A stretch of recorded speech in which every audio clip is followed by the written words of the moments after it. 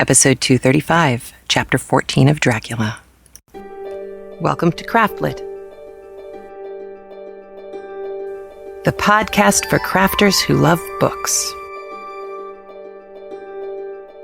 My name is Heather Ordover, and I'm podcasting from the shores of the Potomac in Virginia, the Old Dominion.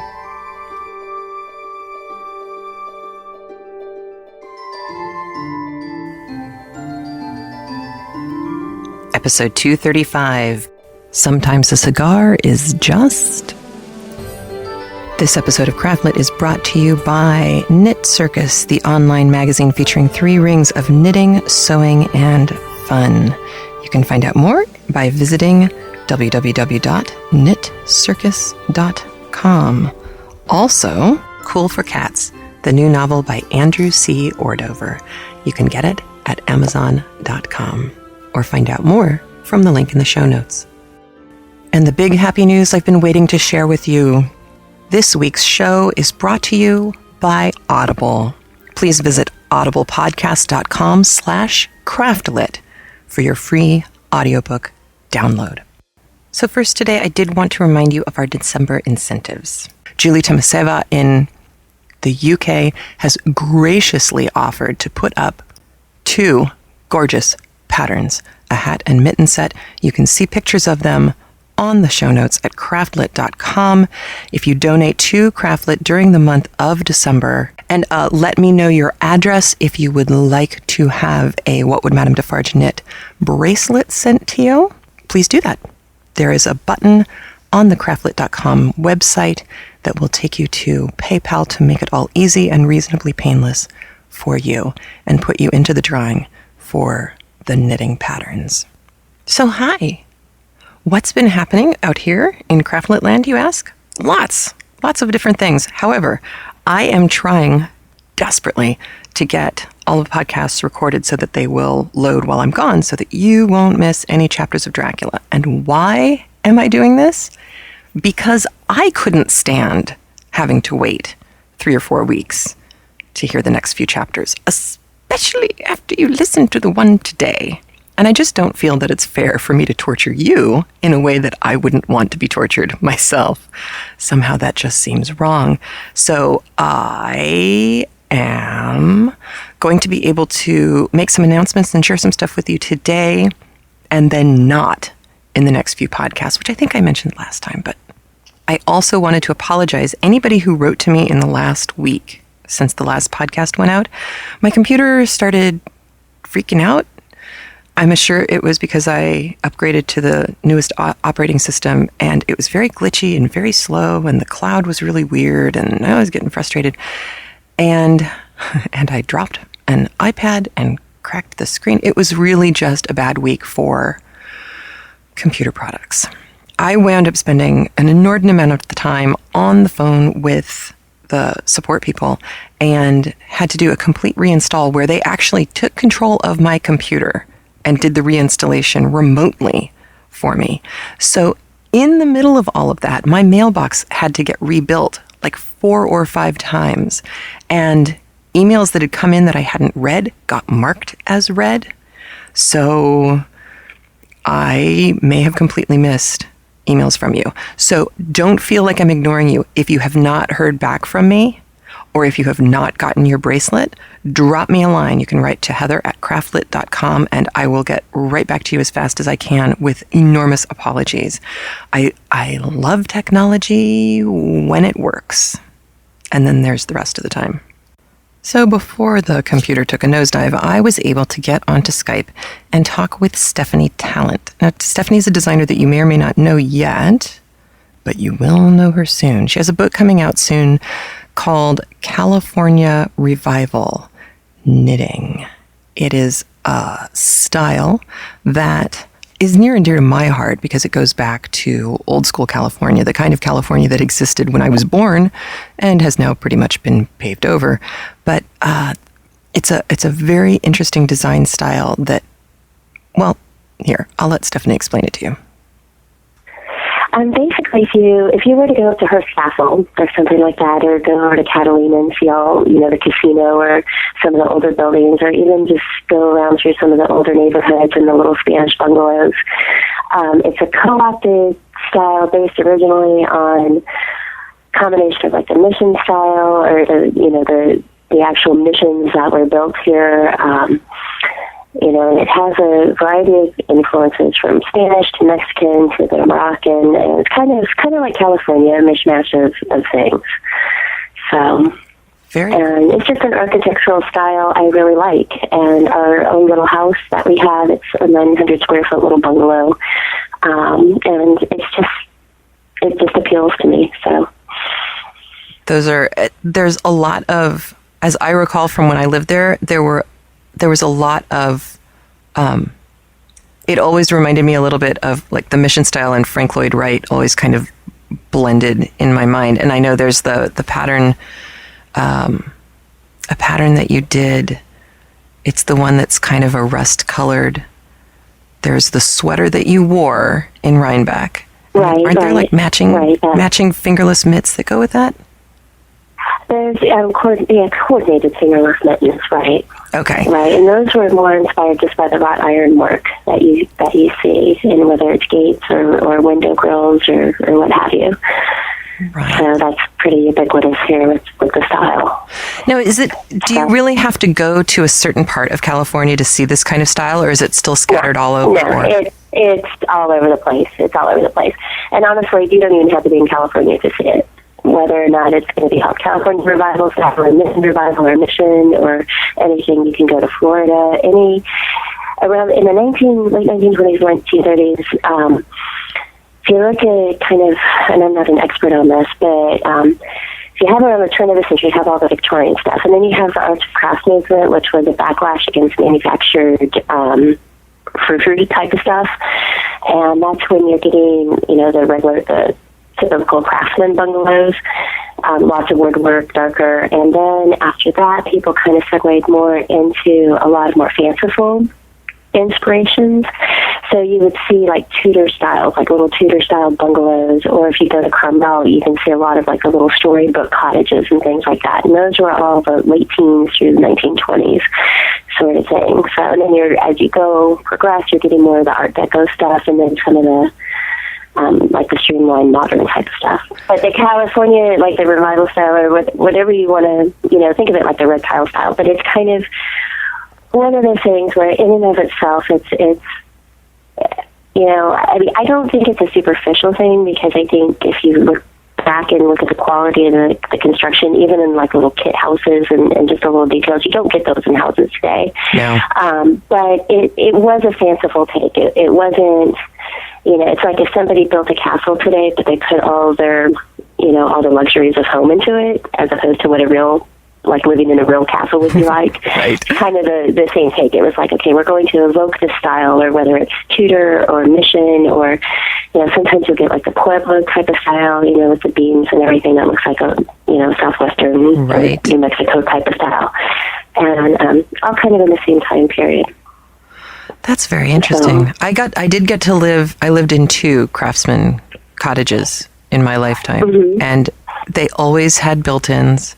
They always felt solid. They survived every earthquake. Right. And it was like there was the form follows function. Everything was very functional and useful, but it was all very beautiful.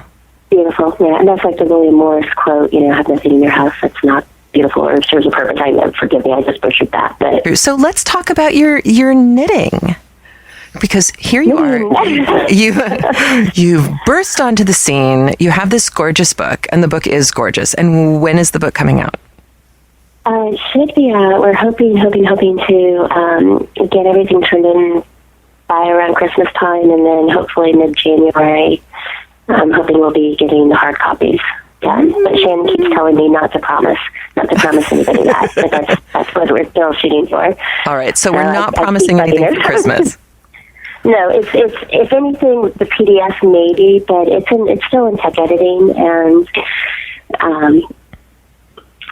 for your listeners and stuff, it's tech editors are when you find a good one, they're they're usually like totally overworked. And so I know that the tech editor who's working on it is really swamped with stuff. So and I know Shannon's tech editors are unbelievable. Yeah. I mean, so far we have found in Defarge there's been one line that got removed accidentally, and that's it. Which is incredible. Which is incredible. How much errata is normally published. So we've got a mid-January release, we hope, of the actual print copy, and maybe an earlier release of the PDFs. And what is it that got you started designing in the first place? Because in your day job, you're a veterinarian, right? A small animal veterinarian. Well, what I do as a veterinarian is what's called locum tenens or relief work. I fill in at clinics as needed, and honestly, with up till a couple of years ago, if I wanted to work 7 days a week, 365 days a year, I could have. But with the economy, it's hit everybody, and it's hit pet owners, and people just aren't bringing their pets in. I mean, I tell people this, and they look at me and like, how can people not bring their pets in? But they can't. They can't. And speaking of pets, you probably hear Rigel barking in the background. That's my dog. But anyway, so pet owner visits dropped out. I mean, clinics can't. I mean, they've been laying off associates, they've been laying off veterinarians and staff. So my work, just as a kind of like substitute teacher of veterinarians, has dropped off quite a bit. Wow. And I had more time for knitting, and I decided a couple of years ago I was going to knit everybody small presents, just like mittens or hats or whatever for Christmas. But I ended up, I think, with like 30 odd things I was going to knit. And there's wonderful patterns out there, but I was getting kind of picky, and I was like tweaking things and changing things, and I was like, I can start doing this myself. I can start designing.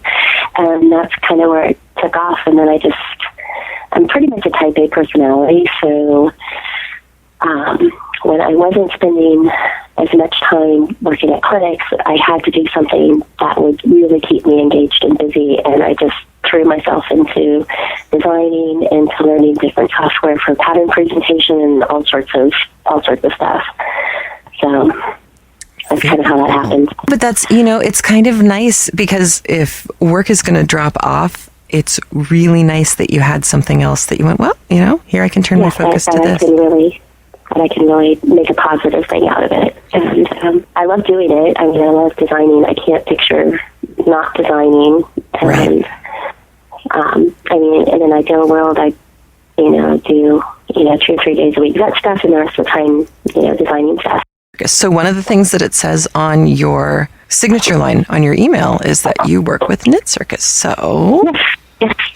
What do you do? Knit Circus, it's a funny way how I got involved with that, because it was the first year that I was designing, and they had a designer basically flake and they were looking for like a sweater or vest, and the designer that they had set up basically flaked and didn't get anything done or anything turned in. And so they were looking for anybody who could design anything just last minute and get it knit up and get it turned in so they could have, the piece for the magazine. And I was like, I'll do this. I was like, yeah, I mean, it's kind of like my tendency to take on more than I have to, but I was like, oh, I'll do this. And I did a really cute little Eyre vest, cabled vest, with some Blackwater Abbey yarn, and the yarn support came through. I mean, Marilyn was great getting yarn support at the last minute, and everything all worked out. And Jala at Knit Circus really loved the design, and kind of from there I kept on doing more designs for them, and then I've also started tech editing myself, and I tech edit for them now. So, which is a gift, being able to tech edit. Seriously, I can't tech edit my own stuff. Yeah, it took me a long time to convince students, even at college students, that you can't. You think you can, but you can't edit your own work, because your brain is not stupid. Your brain thinks it wrote what it meant to write, and it's going to see that. And it's not fair to ask your brain to try and do that, because it's right. It's impossible. I cringe when I see people who say, "Oh, well, it's just an easy pattern, so I don't need a tech editor." It's like, oh my god, yes, you do still. You know, just even if it's going to be a quick tech edit, just have another set of eyes on it and looking at the numbers. Yeah, you know, so. Absolutely. I do have another book that I'm working on, another themed pattern book with a mix of patterns and stuff, and I'm hoping to include maybe a little bit more background info in that one. The California Revival Knits has some background info, but it's a book on knitting patterns inspired. It's not a book about the California Revival. So, right. So anyway, this next one I'm hoping to include maybe a little bit more literary tie-ins or, place in flora and fauna and sort of things. Literary tie-ins? What a unique, interesting idea. I know. We've started a trend. I'm going to try with the California Revival Knits book. I ended up putting such a short deadline on myself that I wasn't able to do anything else at the same time. Mm-hmm. And with this one, I'm going to try to give myself a little bit more time with it so I can have, one-off patterns or whatever at the same time. Right. Just so I'm not disappearing from the design world for another year or whatever. I so understand. So are you planning, have you already planned times or dates for knit-alongs, trunk shows? Are you going to be at any of the sheep and wool things like we met at Rhinebeck? Do you have anything set up that you want to make sure people know about in advance? Right now, what I'm looking at, I'm going to be at Madrona, and we may be doing something with the book for that. I'm not sure on that. And I'm hoping to be teaching just a mini class there. And more like on people creating their own indie designers doing their own style sheets. It's something that there's actually for Knit Circus we came up with a really good style guide that I recommend people looking at if they don't know where to start. So anyway, the little class that I put together is more just kind of to get people to see what things should be included, what things they should be considering, and guiding them in what they should be looking at when they are working on creating their own document to help them with self-publishing. What a great idea. So I think as a tech editor, having seen a lot of patterns, it's something that I think there's a need for. So definitely. Yeah, so there, and then the next weekend after that, so that's all in February. The next weekend after that is Stitches West. And I'm planning on doing a book signing at the Bijou Basin booth. Yay! They have, yes, I know. I love Carl. He's so great. He's so funny. But yeah, they're great people. So I really like them a lot. And the first time I ever met them was up at Rhinebeck. And a lot of fun. So the yarn's beautiful. So. Yes. And they did yarn support for one of the towels in the book. So, yay. So probably going out for Stitches Midwest and then for Vogue in Chicago. Wow, you're going to be all over the place. Yeah, it's weird. I mean, this is the first year that I've really been trying to go to a lot of these places, and it's really fun to be able to meet people that you've just otherwise known on email or whatever. And it's also fun because I'm meeting new people who have actually heard of my designs before. I mean, that was probably one of the most exciting things when I Isn't that awesome? Was at Talk Summit, and I met people who I hadn't met before, and they were like, "Oh, I love your designs," and I was like, "Wow!" It's still very novel and exciting to me when I hear that. So I am enjoying that a lot. Yeah. Well, this is great. Yay! Thank you. So that was the sweet and marvelous Stephanie Talent, who is very talented. I didn't make that joke until she was off the phone, but her book really is beautiful. And as soon as it comes out, I will make sure to put a link in the show notes so that you can get to it from craftlit.com. All right. So, new knitting book coming out. Very exciting stuff. And Stephanie is one of the people who, up at Rhinebeck, we really felt like we were all putting the cooperative in cooperative press, because there we were, a bunch of different authors all working together and helping sell each other's books and chatting up each other's stuff. And it felt like a family. I don't mean to be all syrupy and stuff, but it really, really was nice to be able to work with this marvelous group of women. It was just... There are days when I just feel so lucky. You know, I have you, I have them, I have my family. This is good. And other good things are things like Dracula.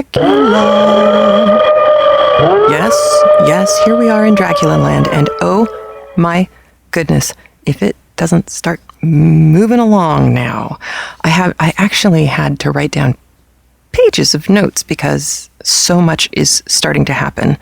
You know, we've gotten through the exposition and putting the chess pieces in their places, and now you're really starting to watch the chess game actually start to take place. And it's interesting that I've been using that metaphor for hundreds of years now, because this book actually is a chess game. You know, it's for the good guys. It's all about getting Dracula, the king, and capturing him and getting rid of him, deposing him, as it were. And it is very much a chessboard with some characters who can move in certain ways and do certain things, and others who work in other ways and do other things. And it's a chess game, and we are now fully engaged. In fact, I got a couple of emails this week that they both came in today, which is why I have them. They both came in today, and the first one I'll just read you a little piece of is from Aaron Ziegler. He and his producer and partner in crime, Shannon, were listening to Chapter 13, and he agreed with my take on Seward, which is a big, huge sigh of relief to me.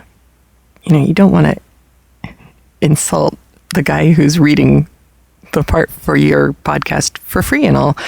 That would be really, really rude. But he did say that he thinks that Seward's scientific mind gets in the way. His belief that the world should be an ordered place may cause him to overlook some of the truth of what's happening. And he also makes a point that it was kind of floating around in my brain too, but he put it really nicely, that Seward in some ways is the character who the scientific, rational Victorian community would have identified with most clearly. The skeptic, the scientific mind, the one who's like, no, I don't think that's what's going on, really. And of course, again, thinking about being a reading public that hadn't heard any vampire stories before, it would be very easy to be Seward and to deny what to us looks like the obvious. And that's a way to, as Aaron Ziegler put it, lure the audience into this otherwise unbelievable scenario. And he said, by Seward doubting and fumbling around, we are unknowingly objecting to what would have been our own reactions had we never heard of vampires or faced them in quote-unquote real life. And I think that is a really, really good point to keep in mind, because I guarantee you're going to want to throw Seward through a window at some point in the next 3 chapters, because you're just going to go, just accept the fact that it's a vampire. But it's good to keep in mind what Stoker was working on. And then the other email came in from our friend, Marcelli Botticelli, who continues to have all of her blood inside her body instead of draining away. She wrote in and said, well, first she complimented Aaron Ziegler, so Aaron, nice work. But the other thing she wrote was, one thing I kept thinking from the last episode is why Dracula seems to have this preference for feeding on beautiful women. We know based on Jonathan's accounts that the 3 women back home were gorgeous, and then he got Lucy, and then they see him following another beautiful creature. That would be Jonathan and Mina see him looking at another beautiful creature like a vulture would a carcass. Nice job, Marcelli. I don't think by any stretch of the imagination that he's capable of love. There's also no indication that he has sexual intercourse as we know it with his victims. So why the preference? One would think that if he was feeding just for survival purposes, he would pick the largest men he could find. I kept trying to remember from my past readings of this book to see if I could find an explanation on that, but all that comes to mind is that he is a calculating beast with very good survival skills. Am I missing something? And I think Marcelli brings up a really, really interesting question, and one that I think lends itself to people who see this as just, an enormous sexual allegory. But I think he's Well, he's an opportunistic feeder because as far as we know, he did feed on men on the boat coming over. And we really aren't sure what he fed on. That is so disgusting to say. We aren't sure what he fed on when he was in Transylvania. He was bringing the small children back in the bag for the 3 voluptuous women. But I don't think at this point in the story we can come to any conclusions about that. There is, however, one interesting point that Marcelli alluded to, and that only occurred to me listening to this particular chapter we're about to hit for the 17th time, which is that Lucy may have gotten the blood of 4 nice, strong, strapping men put into her to try and keep her alive, but Dracula was the actual beneficiary of all of their blood. Now, Jonathan kind of freaks out when he sees Dracula again in the street because he has grown young. Well, we saw him old in Transylvania. Perhaps what he was feeding on in Transylvania was not so healthy. Perhaps after a boat ride over, feasting on an entire ship full of strapping sailors, and then getting the blood of Lucy and the 4 men into him, maybe that's why he's young. It's ever since the TV show Lost was out, people have started speaking about storytelling this way, that the mythology that has been created for this book by Bram Stoker is actually rather curious. We are used to some very simple, pat answers. If there is a villain, it's because he had a bad childhood. There are always some kind of explanation. There's always some kind of explanation that's prepared for us and given to us so that we don't have any uncomfortable loose ends left. But Bram Stoker was not writing at a time when that was necessarily the most important part of telling a suspenseful story. And I mean, even, what is it, in The Big Sleep? Even Raymond Chandler didn't know who killed the chauffeur. I think the story is that while they were working on the movie, Bogart or someone, a grip or a cameraman, came over, and Raymond Chandler was on the set, and said, "Hey, I don't remember reading this in the script. Who killed the chauffeur?" And Raymond Chandler went, "Oh my gosh, I have no idea." I don't know if the story's apocryphal or not, but it makes a lot of sense when you have something as complicated as The Big Sleep, or in our case, Dracula. It makes a lot of sense to me that creating the mythology, that would be the rules that govern how Dracula is able to behave, are fairly complicated. And speaking to that point, you will hear Van Helsing say some unbelievably cryptic things over the next few chapters. And I finally got to the point where I started to treat it like Shakespeare. And I just go, okay, so that's a rule. I'm just going to file that away in the back of my mind as Van Helsing said a rule. But I don't feel that the suspense of the novel itself is quite so dependent on Van Helsing's statements of the rules. It's not as much of a key part as Edward sparkling in the sunlight is a key part of, the second Twilight book. That in that case, the rule really does create the suspense. And I think here, honestly, the randomness and the way that Stoker is able to tap into fear of chaos and anarchy. Here's, in a very mannered, organized society, here is a guy who is not playing by our rules. It almost doesn't matter what his rules are. It's that he's not playing by our rules. It's not fair to go in and drink all of Lucy's blood.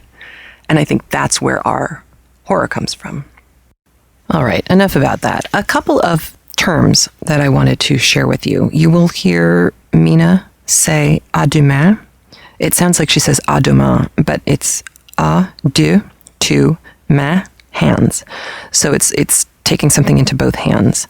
That's one term that you may not be familiar with. Another one is cicatrized. It's spelled CICATRISED,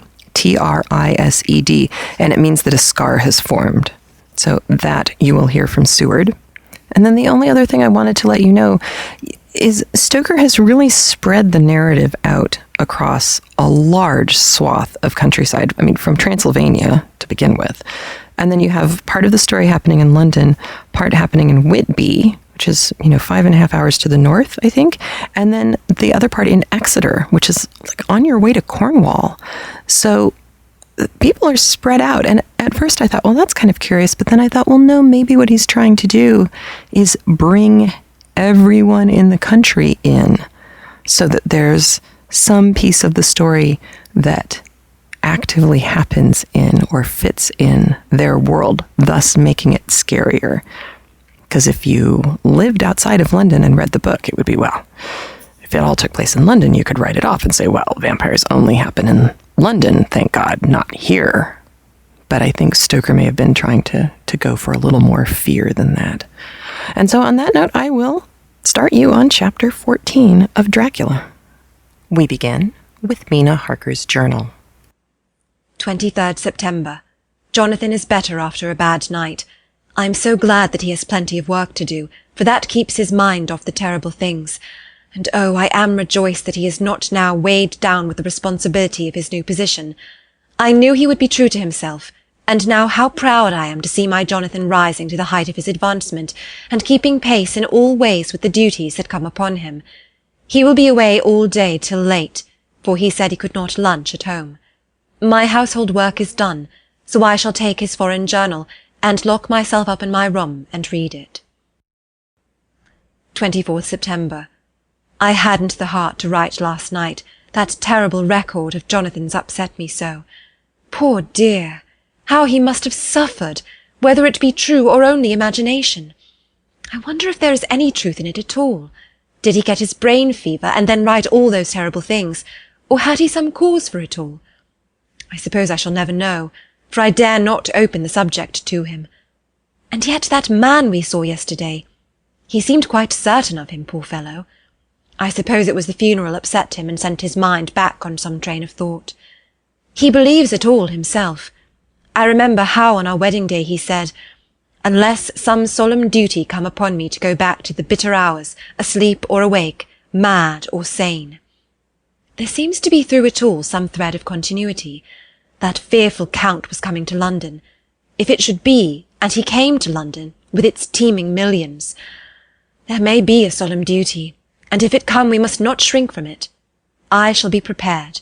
I shall get my typewriter this very hour and begin transcribing. Then we shall be ready for other eyes if required. And if it be wanted, then perhaps, if I am ready, poor Jonathan may not be upset, for I can speak for him, and never let him be troubled or worried with it all.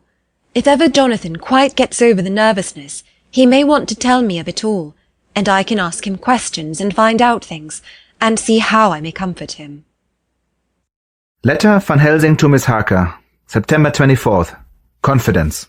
Dear Madam, I pray you to pardon my writing, in that I am so far friend as that I send you sad news of Miss Lucy Westonworth's death. By the kindness of Lord Godalming, I am empowered to read her letters and papers, for I am deeply concerned about certain matters vitally important. In them I find some letters from you, which show how great friends you were and how you love her. O Madam Mina, by that love, I implore you, help me. It is for others' good that I ask, to redress great wrong and to lift much and terrible troubles that may be more great than you can know. May it be that I see you? You can trust me. I am friend of Dr. John Seward and of Lord Godalming, that was Arthur of Miss Lucy. I must keep it private for the present from all. I should come to Exeter to see you at once if you tell me I am privileged to come, and where and when. I implore your pardon, madam. I have read your letters to poor Lucy, and I know how good you are and how your husband suffer. So I pray you, if it may be, enlighten him not, lest it may harm. Again your pardon and forgive me, Van Helsing. Telegram from Mrs. Harker to Van Helsing. 25th September. Come today by 10:15 train if you can catch it. Can see you any time you call. Wilhelmina Harker. Mina Harker's journal. 25th September. I cannot help feeling terribly excited as the time draws near for the visit of Dr. Van Helsing, for somehow I expect that it will throw some light upon Jonathan's sad experience, and as he attended poor dear Lucy in her last illness, he can tell me all about her. That is the reason of his coming. It is concerning Lucy and her sleepwalking, and not about Jonathan. Then I shall never know the real truth now. How silly I am! That awful journal gets hold of my imagination and tinges everything with something of its own colour. Of course it is about Lucy. That habit came back to the poor dear, and that awful night on the cliff must have made her ill. I had almost forgotten in my own affairs how ill she was afterwards. She must have told him of her sleep-walking adventure on the cliff, and that I knew all about it, and now he wants me to tell him what I know, so that he may understand. I hope I did right in not saying anything of it to Mrs. Westenra. I should never forgive myself if any act of mine, were it even a negative one, brought harm on poor dear Lucy. I hope, too, Dr. Van Helsing will not blame me. I have had so much trouble and anxiety of late that I feel I cannot bear more just at present. I suppose a cry does us all good at times, clears the air as other rain does. Perhaps it was reading the journal yesterday that upset me, and then Jonathan went away this morning to stay away from me a whole day and night, the first time we have been parted since our marriage. I do hope the dear fellow will take care of himself, and that nothing will occur to upset him. It is 2:00, and the doctor will be here soon now. I shall say nothing of Jonathan's journal unless he asks me. I am so glad I have typewritten out my own journal, so that in case he asks about Lucy I can hand it to him. It will save much questioning. Later. He has come and gone. Oh, what a strange meeting, and how it all makes my head whirl round. I feel like one in a dream. Can it be all possible, or even a part of it? If I had not read Jonathan's journal first, I should never have accepted even such a possibility. Ah, poor dear Jonathan! How he must have suffered! Please the good God all this may not upset him again. I shall try to save him from it. But it may be even a consolation and a help to him, terrible though it be and awful in its consequences, to know for certain that his eyes and ears and brain did not deceive him, and that it is all true. It may be that it is the doubt which haunts him, that when the doubt is removed, no matter which, waking or dreaming, may prove the truth, he will be more satisfied and better able to bear the shock. Dr. Van Helsing must be a good man as well as a clever one, if he is Arthur's friend and Dr. Seward's, and if they brought him all the way from Holland to look after Lucy. I feel from having seen him that he is good and kind and of a noble nature. When he comes tomorrow I shall ask him about Jonathan. And then, please God, all this sorrow and anxiety may lead to a good end. I used to think I would like to practice interviewing. Jonathan's friend on the Exeter News told him that memory is everything in such work, that you must be able to put down exactly almost every word spoken, even if you had to refine some of it afterwards. Here was a rare interview. I shall try to record it verbatim. It was 2:30 when the knock came. I took my courage à deux mains and waited. In a few minutes Mary opened the door and announced Dr. Van Helsing. I rose and bowed, and he came towards me, a man of medium weight, strongly built, with his shoulders set back over a broad, deep chest, and a neck well balanced on the trunk as the head is on the neck. The poise of the head strikes me at once as indicative of thought and power. The head is noble, well-sized, broad, and large behind the ears. The face, clean-shaven, shows a hard, square chin, a large, resolute, mobile mouth, a good-sized nose, rather straight, but with quick, sensitive nostrils, that seem to broaden as the big, bushy brows come down and the mouth tightens. The forehead is broad and fine, rising at first almost straight, and then sloping back above 2 bumps or ridges wide apart, such a forehead that the reddish hair cannot possibly tumble over it, but falls naturally back and to the sides. Big, dark blue eyes are set widely apart, and are quick and tender or stern with the man's moods. He said to me, "Mrs. Harker, is it not?" I bowed assent. "That was Miss Mina Murray?" Again I assented. "It is Miss Mina Murray that I came to see that was a friend of that poor dear child Lucy Westenra. Madam Mina, it is on account of the dead that I come." "Sir," said I, "you could have no better claim on me than that you were a friend and helper of Lucy Westenra." And I held out my hand. He took it and said tenderly, "Oh, Madam Mina, I know that the friend of that poor little girl must be good, but I had yet to learn." He finished his speech with a courtly bow. I asked him what it was that he wanted to see me about, so he at once began. "I have read your letters to Miss Lucy. Forgive me, but I had to begin to inquire somewhere, and there was none to ask. I know that you were with her at Whitby. She sometimes kept a diary. You need not look surprised, Madam Mina. It was begun after you had left, and was an imitation of you. And in that diary she traces by inference certain things to a sleep-walking in which she puts down that you saved her. In great perplexity then I come to you, and ask you out of your so much kindness to tell me all of it that you can remember. I can tell you, I think, Dr. Van Helsing, all about it. Ah, then you have good memory for facts, for details. It is not always so with young ladies. No, Doctor, but I wrote it all down at the time. I can show it to you if you like. Oh, Madam Mina, I well be grateful. You will do me much favour. I could not resist the temptation of mystifying him a bit. I suppose it is some taste of the original apple that remains still in our mouths, so I handed him the shorthand diary. He took it with a grateful bow and said, "May I read it?" "If you wish," I answered as demurely as I could. He opened it, and for an instant his face fell. Then he stood up and bowed. "Oh, you so clever woman," he said. "I knew long that Mr. Jonathan was a man of much thankfulness, but see his wife have all the good things. And will you not so much honour me and so help me as to read it for me? Alas, I know not the shorthand." By this time my little joke was over, and I was almost ashamed. So I took the typewritten copy from my work-basket and handed it to him. "Forgive me," I said. "I could not help it, but I had been thinking that it was of dear Lucy that you wished to ask, and so that you might not have time to wait, not on my account, but because I know your time must be precious, I have written it out on the typewriter for you." He took it, and his eyes glistened. "You are so good," he said. "And may I read it now? I may want to ask you some things when I have read." "By all means," I said. "Read it over whilst I order lunch, and then you can ask me questions whilst we eat."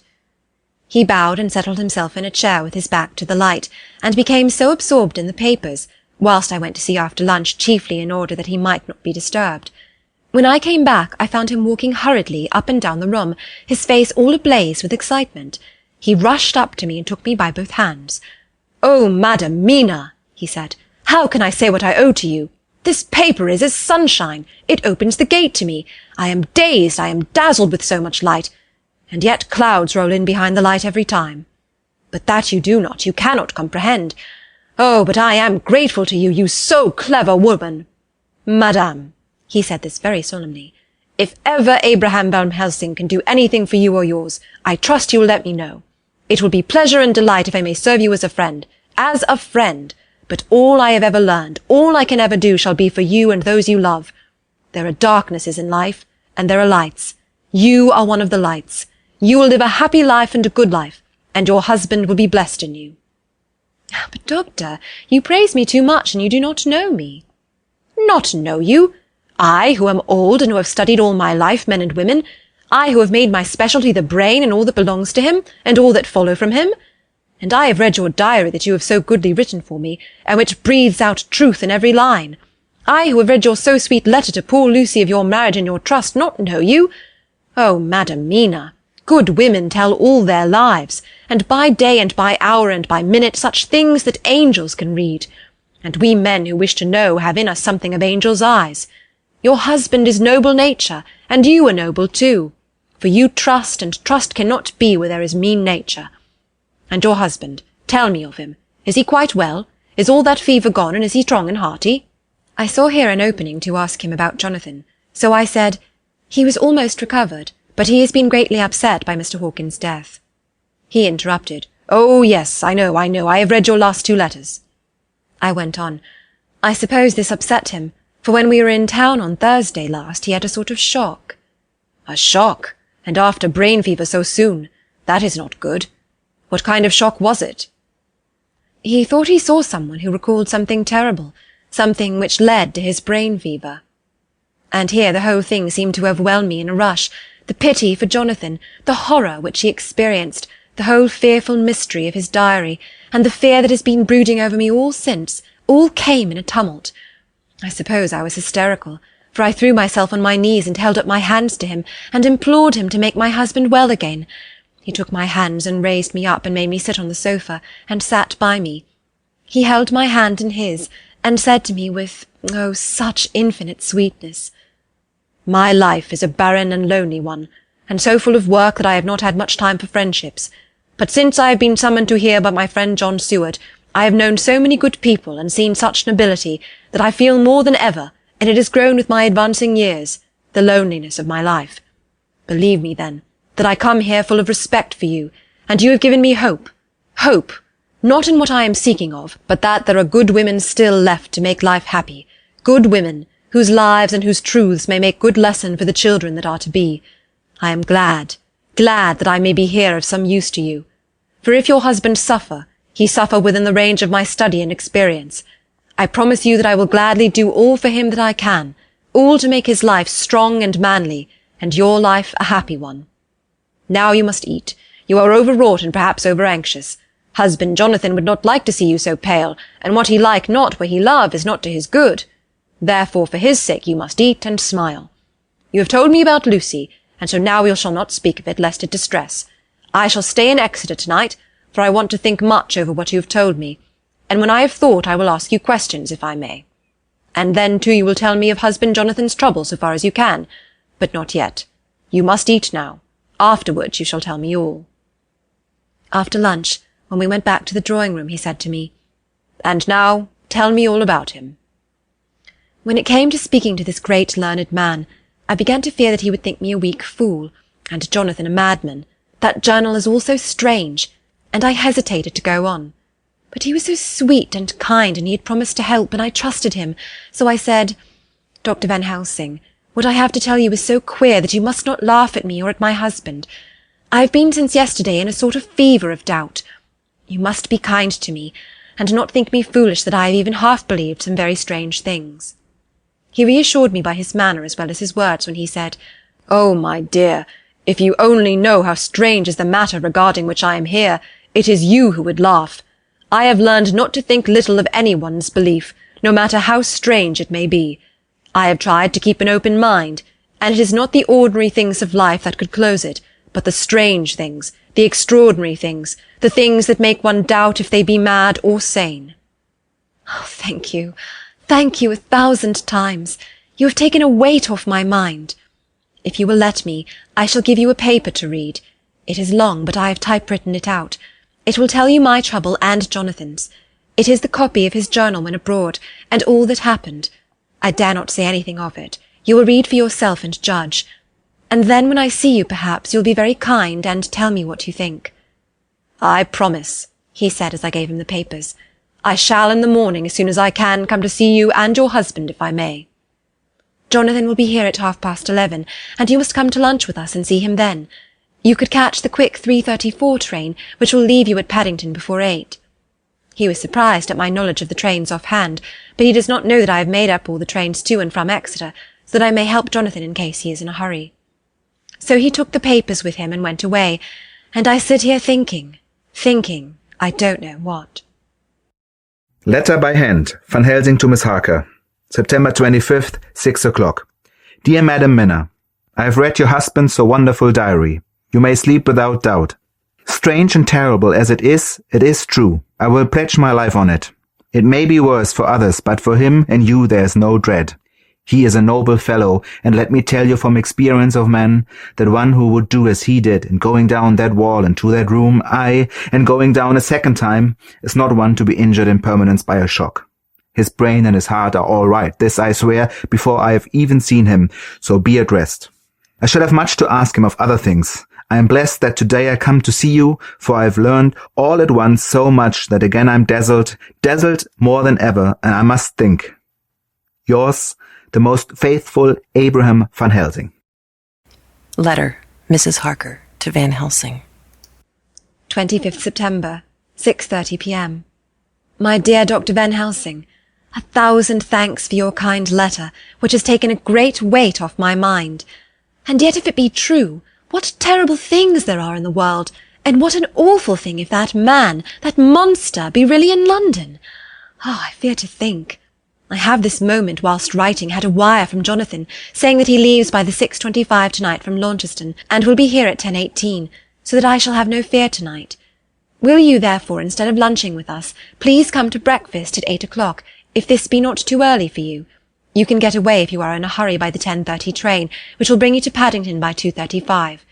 Do not answer this, as I shall take it that, if I do not hear, you will come to breakfast. Believe me, your faithful and grateful friend, Mina Harker. Jonathan Harker's journal. Jonathan Harker's journal. 26th of September. I never thought to write in this diary again, but the time has come. When I got home last night, Mina had supper ready, and when we had supped she told me of Van Helsing's visit, and of her having given him the 2 diaries copied out, and of how anxious she had been about me. She showed me in the doctor's letter all that I wrote down was true. It seems to have made a new man of me. It was the doubt as to the reality of the whole thing that knocked me over. I felt impotent, and in the dark, and distrustful. But now that I know, I am not afraid, even of the Count. He has succeeded after all then in his design in getting to London, and it was he I saw. He has got younger, and how? Van Helsing is the man to unmask him and hunt him out, if he is anything like what Mina says. We sat late and talked it all over. Mina is dressing, and I shall call at the hotel in a few minutes and bring him over. He was, I think, surprised to see me. When I came into the room where he was and introduced myself, he took me by the shoulder and turned my face round to the light and said, after a sharp scrutiny, "But Madam Mina told me you were ill, and that you had had a shock."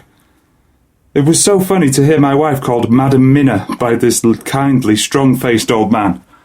I smiled and said, "I was ill. I have had a shock, but you have cured me already." "And how?" "By your letter to Mina last night. I was in doubt, and then everything took a hue of unreality, and I did not know what to trust, even the evidence of my own senses. Not knowing what to trust, I did not know what to do, and so had only to keep on working in what had hitherto been the groove of my life. The groove ceased to avail me, and I mistrusted myself. Doctor, you don't know what it is to doubt everything, even yourself. No, you don't. You couldn't with eyebrows like yours." He seemed pleased and laughed as he said, "So, you are a physiognomist. I learn more here with each hour. I am with so much pleasure coming to you to breakfast, and how, sir, you will pardon praise from an old man, but you are blessed in your wife." I would listen to him go on praising Mina for a day, so I simply nodded and stood silent. "She is one of God's women fashioned by his own hand to show us men and other women that there is a heaven where we can enter, and that its light can be here on earth. So true, so sweet, so noble, so little an egoist, and that, let me tell you, is much in this age so sceptical and selfish. And you, sir, I have read all the letters to poor Miss Lucy, and some of them speak of you, and so I know you since some days from the knowing of others.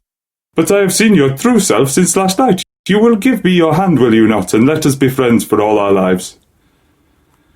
We shook hands, and he was so earnest and so kind that it made me quite choky. "And now," he said, "may I ask you for some more help? I have a great task to do, and at the beginning it is to know. You can help me here. Can you tell me what went before your going to Transylvania? Later on I may ask more help and of a different kind, but at first this will do." "Look here, sir," I said, "does what you have to do concern the Count?" "It does," he said solemnly. "Then I am with you heart and soul. As you go by the 10:30 train, you will not have time to read them, but I shall get the bundle of papers. You can take them with you and read them in the train." After breakfast I saw him to the station. When we were parting, he said, "Perhaps you will come to town if I send to you. And take Madam Mina too." "We shall both come when you will," I said. I had got him the morning papers and the London papers of the previous night, and while we were talking at the carriage window, waiting for the train to start, he was turning them over. His eye suddenly seemed to catch something in one of them, the Westminster Gazette, I know it by the colour, and he grew quite white. He read something intently, groaning to himself. Mein God, so soon, so soon!" I do not think he remembered me at the moment. Just then the whistle blew and the train moved off.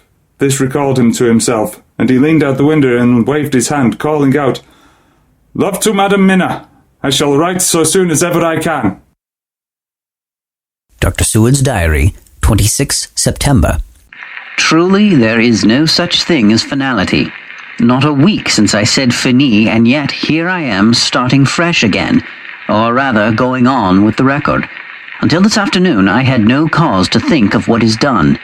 Renfield had become, to all intents, as sane as he ever was.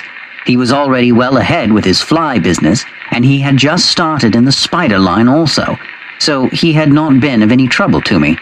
I had a letter from Arthur, written on Sunday, and from it I gathered that he is bearing up wonderfully well. Quincy Morris is with him, and that is much of a help, for he himself is a bubbling well of good spirits. Quincy wrote me a line too, and from him I hear that Arthur is beginning to recover something of his old buoyancy, so as to them, all my mind is at rest. As for myself, I am settling down to my work with the enthusiasm which I used to have for it, so that I might fairly have said that the wound which Lucy left on me was becoming cicatrized. Everything is, however, now reopened, and what is to be the end God only knows.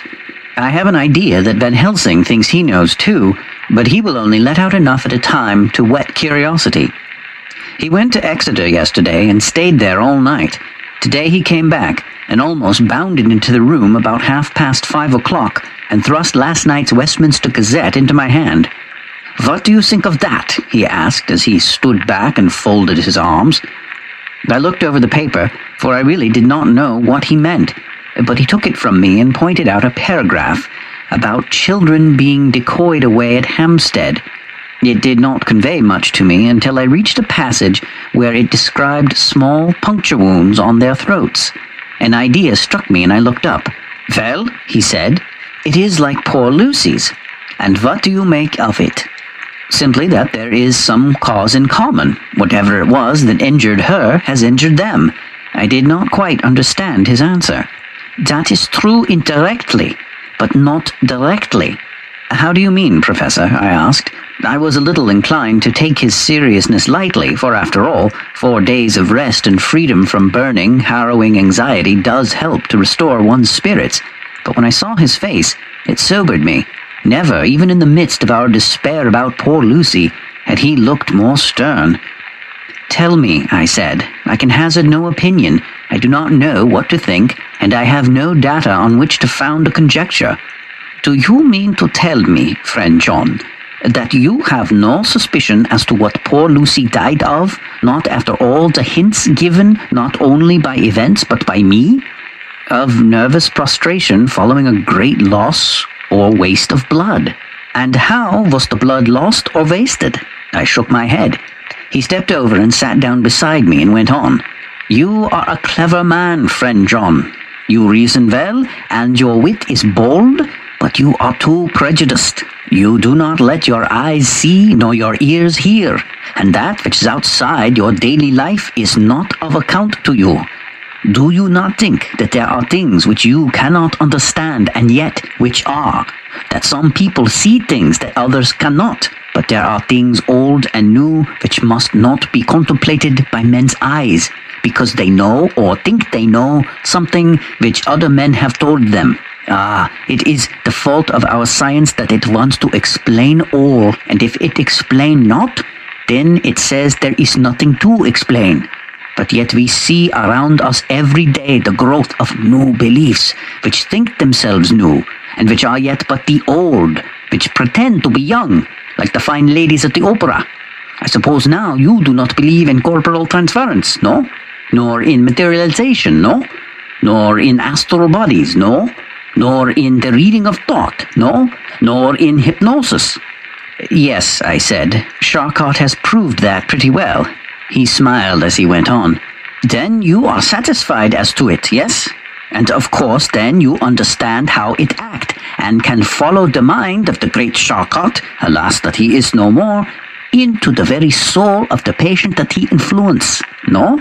Then, friend John, am I to take it that you simply accept fact and are satisfied to let from premise to conclusion be a blank? No?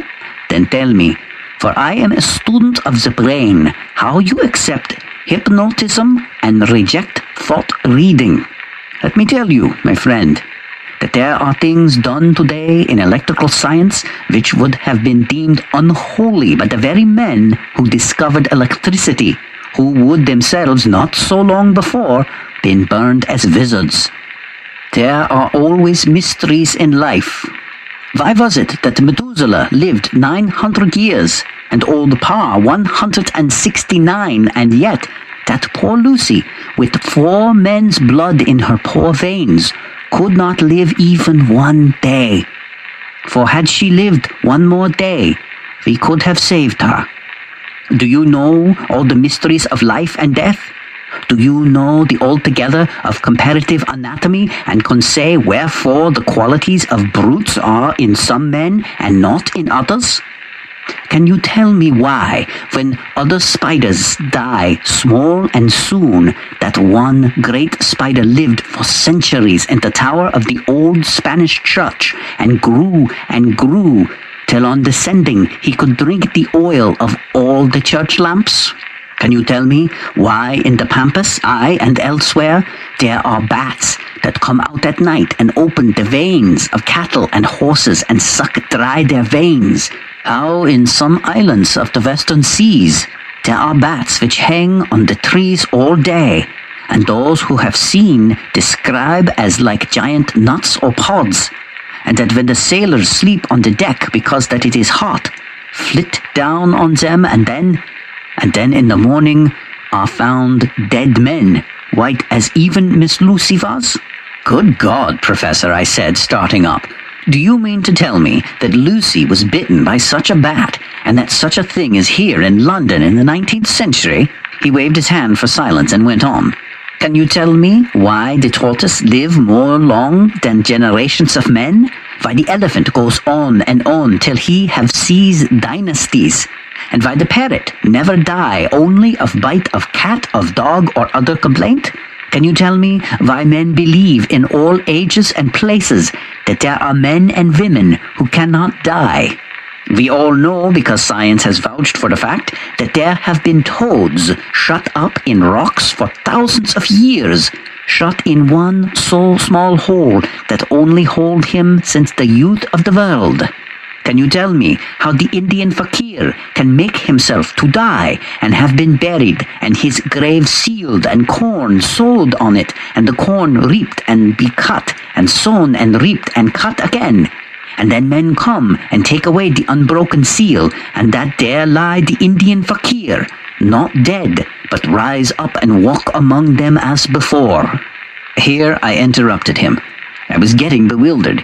He so crowded on my mind his list of nature's eccentricities and possible impossibilities that my imagination was getting fired. I had a dim idea that he was teaching me some lesson, as long ago he used to do in his study at Amsterdam. But he used then to tell me the thing, so that I could have the object of thought in mind all the time. But now I was without his help, yet I wanted to follow him, so I said, Professor, let me be your pet student again. Tell me the thesis, so that I may apply your knowledge as you go on. At present, I am going in my mind from point to point as a madman and not a sane one follows an idea. I feel like a novice lumbering through a bog in a mist, jumping from one tussock to another in the mere blind effort to move on without knowing where I'm going. That is a good image, he said. Well, I shall tell you. My thesis is this. I want you to believe. To believe what? To believe in things that you cannot. Let me illustrate. I heard once of an American who so defined faith, that faculty which enables us to believe things which we know to be untrue.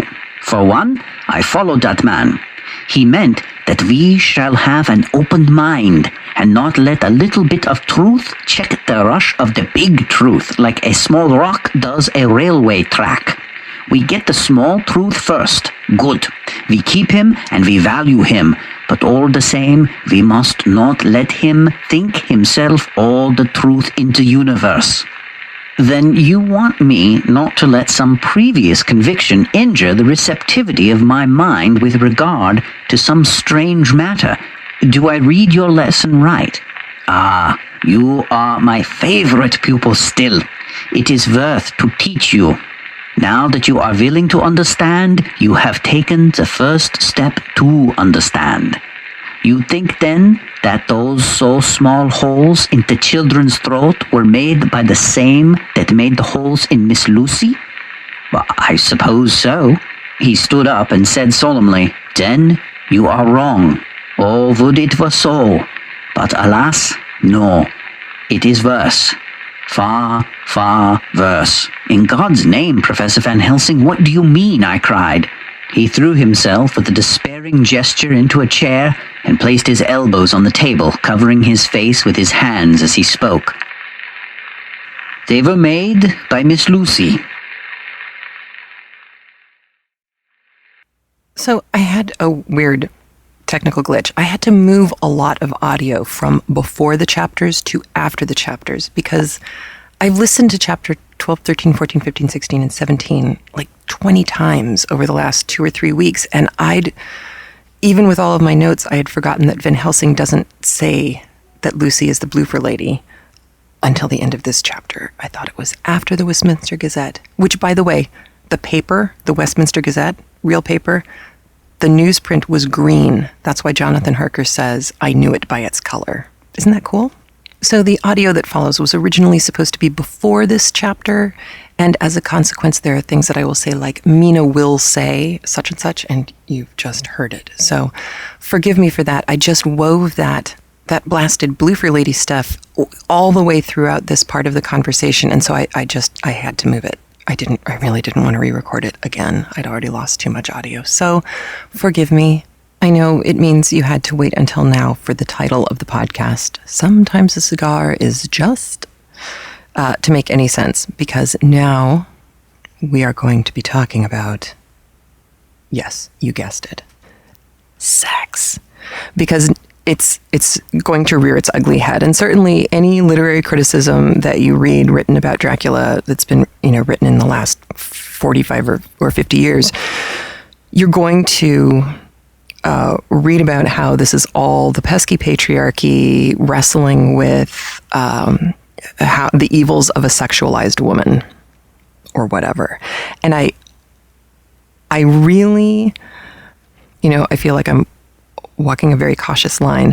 I really understand why some people read it that way and enjoy reading it that way and are very satisfied reading it that way. And that's fine.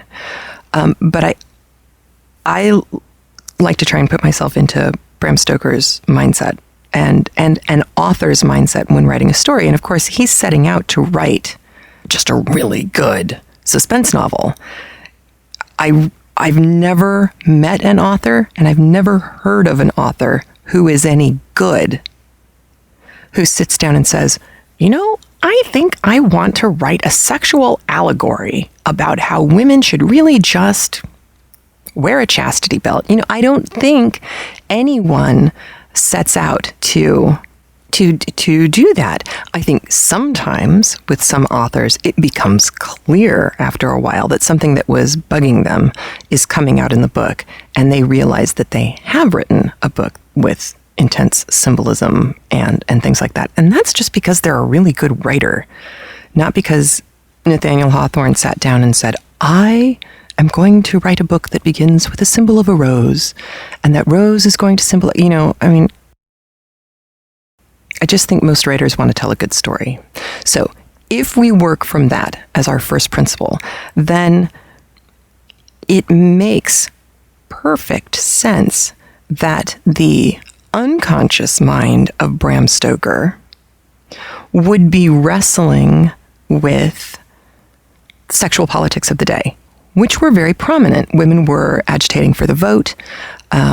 All you have to do is read Oscar Wilde or Shaw or any of these people to see that while Victoria was a woman and in charge, and no one questioned that, outside of her leadership, which, and she already had the prime minister there, so she was not Queen Elizabeth I running the country. So even though you undisputably have a very strong woman on the throne, and at least nominally in charge, you have some men working very hard to convince themselves and everyone else that women are still very weak and meek and mild and pure and all of that, with plenty of proof to the contrary. However, there is no question that this was kind of an existential wrestling match that was happening in the society of the time. So it makes perfect sense that when Stoker has to write a woman who winds up getting seduced, I think we have to use the word, by Dracula, and eventually loses her life through his machinations and becomes immortal and a horrifying killer of, well, she hasn't killed anybody yet. She's still just harming people, but it's still really creepy. And I think that it doesn't surprise me a bit that if there's this other fearful thing going on the side, oh, women are getting power, and clearly we have been a force to be reckoned with. When we've gotten a hold of power, we have done stuff, and it might be kind of scary for the guys who were in charge at the time, who had such a tight lid on it for so long. The thought of changing that very basic paradigm would have been really creepy. And I mean, you can look at history going back thousands of years, and you can see that the Industrial Revolution is really responsible for a lot of this, because it really stratified men's and women's jobs. When you're dealing with an agrarian society, everybody's kind of working together on the farm, and the men's and women's work starts to overlap because the women wind up having to help out with the harvest and all of that. Anyway, all I'm saying is it's not a surprise that sexuality gets thrown into the mix when you're having a male writer who has kind of a difficult marriage. I don't want to go so far as to say loveless, but why don't I say loveless marriage? He wasn't so happy. Clearly adored his mom, who told him all the scary stories in the first place. And so it just doesn't surprise me that the sexual undertones are there. But my husband and I were talking last night, and he brought up something that I think is important and probably closer to the truth than Bram Stoker was sitting down to write a subversive anti-woman book or anything like that. Stoker's Irish, and we can't forget that. Even though he's living in England, and he walks like an Englishman, and he talks like an Englishman, and he dresses like an Englishman, he's still Irish. And as with any outsider, and I'm putting that in air quotes, anyone who is an outsider in a society, whether it's women in the Society of Men, or whether it's Irish in the Society of the UK, or whether it's German immigrants in the Society of the early 1900s in the United States, whatever outsider it is that you're talking about, the outsider always knows more about the power holders than the power holders know about them. This is exactly why, when I taught high school in New York City, I learned a whole lot about white folks that had never occurred to me before, because I hadn't been privileged to hear what the outsiders, in this case my Hispanic and African American students and Asian students in New York City, what they saw from the quote-unquote outside about white folks. And dead on accurate. Hello. Oh my goodness, it was a great education. It was also the first opportunity that I had to really see how this kind of outsider-insider power play could work in literature. So you've got Stoker, an Irishman, who is at least stereotyped as an Irishman as being a bit more sexual than the uber-repressed British men. I'm just going to put that out there without comment for a second, because there's more there. He's writing a story about very, very British people in the middle. You've got Lord Godalming, you've got Arthur, you've got Lucy, you've got Mina, you've got Jonathan. That's our British center. You've got Van Helsing coming in from Holland. This crazy German-speaking, because he does. I mean, mein Gott, he's kind of a mixed-up Dutchman. He's not exactly written Dutch. And all of the literary criticism comments on this at some point. They're like, yeah, this isn't actually not so much Dutch. But you've got Van Helsing, who's an outsider and who is more accepting of, more in tune with, and more able to see the particular branch of reality that these people are suddenly dealing with. And that would be the supernatural reality.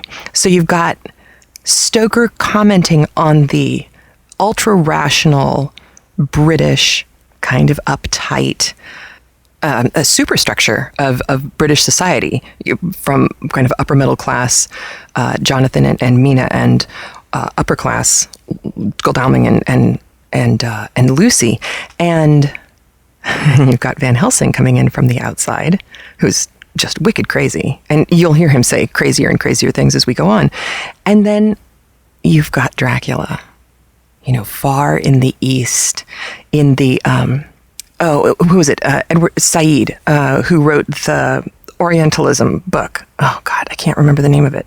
But one of the things that he commented on is how if Western society, Americans, Europeans, think of the East or the Far East, the only way that it can be acceptable is if you somehow turn it into kind of a seductive, attractive other, a geisha.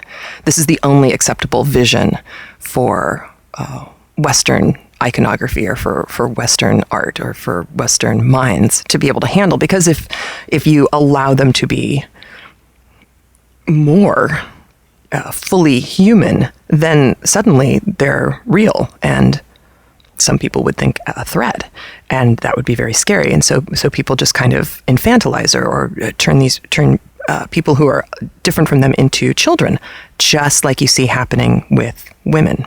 So it is very possible that at least some of what you read or listen to about Mina and Jonathan and their relationship, and Lucy and how she has turned, some of this may have been Stoker sticking it to the Brits.